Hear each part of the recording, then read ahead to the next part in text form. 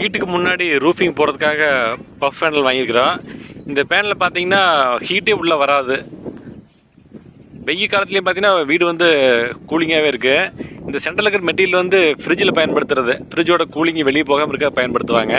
இந்த மெட்டீரியல் பார்த்தீங்கன்னா ஹீட்டையும் உள்ளே கிடத்தாது, கூலிங்கும் வெளியே கிடத்தாது. அந்த மாதிரி மெட்டீரியல் நம்ம ரூஃபிங் செட்டப் போட்டாச்சு வீட்டுக்கு முன்னாடி. இந்த சீட்டு வந்து இன்னும் ஃபேமஸ் ஆகலை. இப்போ தான் சில பேர் போட்டு வர்றாங்க. கொஞ்சம் ரேட்டு ஜாஸ்தியாக வரும். சாதாரண தகரமாக சீட்லாம் போட்டிங்கன்னா ஸ்கொயர் ஃபீட் 40 ரூபா. இந்த சீட் பார்த்தீங்கன்னா ஸ்கொயர் ஃபீட் 150 ரூபா வரும். இல்லை ரேட்டு கம்மியாக லோக்கல் பிராண்ட் இருக்குது, அது 110 120 சொல்கிறாங்க. நான் இடத்துக்கு வந்து JSW, இது வந்து நார்மலாக 130 135 வரும். JSWலேயே வந்து கலரான் ப்ளஸ் நம்பர் 1 குவாலிட்டி ஒன்று வரும். அது வந்து ஸ்கொயர் ஃபீட்டு 150 ரூபா. நான் அதை எடுத்துருக்கிறேன்.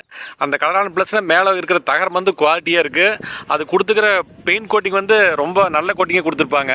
அதனால் ரேட் அதிகம். இது பிராண்டு பாருங்கள், JSW இதான் வந்து இருக்குது, நல்ல குவாலிட்டி. அதுலேயே வந்து கலரான் ப்ளஸ்னால் டாப் குவாலிட்டி. ஸ்கொயர் ஃபீட் வந்து 150 ரூபா.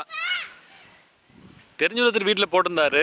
மே மாதம் வெயில் அன்றைக்கி போனாலுமே கீழே வந்து ஹீட்டே வராது.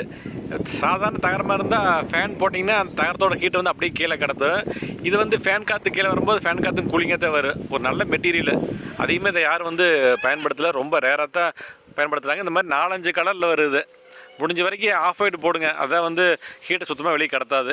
மற்ற கலர் போட்டிங்கன்னா கொஞ்சம் அது ஹீட்டை வந்து அப்சர்வ் பண்ணுறதுக்கு பார்க்கு. இது திக்னஸ் பார்த்தீங்கன்னா 30 mm 50 mm 80 mmனு வருது. நார்மலாக வீட்டுக்கு போடுறவங்க வந்து 50 mm சூஸ் பண்ணுவாங்க. சில பேர் கொஞ்சம் ரேட் கம்மியாக வருது 30 mm போடுவாங்க. அது வந்து ஒரு 110 100 இந்த ரேஞ்சில் வரும். 80 mm பெரிய பெரிய தொழிற்சாலை பயன்படுத்துவாங்க, வீட்டு பர்பஸ்க்கு தேவையில்லை. நான் இடத்துக்கு வந்து 50 mm பார்த்தீங்கன்னா ஒரு 2 இன்ச் திக்னஸ் வரும். இது வந்து ஹீட்டு சுத்தமாக உள்ளே வராது. 50 mm வீட்டுக்கு போகுது. கொஞ்சம் ரேட்டு கம்மியாகவே நினைக்கிறவங்க 30 mm சூஸ் பண்ணுங்கள்.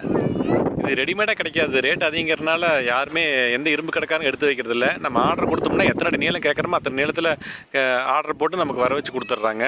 வரதுக்கு ஒரு வாரத்துலேருந்து 10 நாள் ஆகும். சில பேர் வந்து வீட்டுக்கே மொத்தமாக சீட்டு போடுவாங்க. அவங்க வந்து தகர் சீட்டு போடுறதுக்குள்ளே சீட்டு போட்டாங்கன்னா வீடே கூலிங்காக இருக்குது. டெரஸ் கட்டடத்தோட நல்லா கூலிங்காக இருக்குது. இது நல்ல குவாலிட்டி எடுத்திங்கன்னா ஸ்கொயர் ஃபீட் 150. ரூஃபிங் ஆங்கில் வந்து ஒரு ஸ்கொயர் ஃபீட்டுக்கு 70 ரூபா வரும். மொத்தமாக கணக்கு பார்த்தீங்கன்னா ஒரு ஸ்கொயர் ஃபீட்டுக்கு வந்து 220 ரூபா வரும். 200 ரூபாயில் வந்து அருமையான செட்டப்பு, ஒரு மோல்டு கரெக்டான அளவுக்கு உள்ள கூலிங் தரும். தேவைப்படுறவங்க வந்து இதை வாங்கி பயன்படுத்துங்க, நல்லாயிருக்கு. இதான் நான் கட்டிகிட்டு இருக்கிற வீடு. நான் ஃபஸ்ட்டு வந்து வீடே இந்த சீட்டில் தான் போடலான்ட்டு இருந்தேன். ஒரு பண்ணை வீடு மாதிரி போட்டு வீடை சுற்றி மரம் வச்சு ஹோம் கார்டெல்லாம் வைக்கலான்ட்டு இருந்தேன்.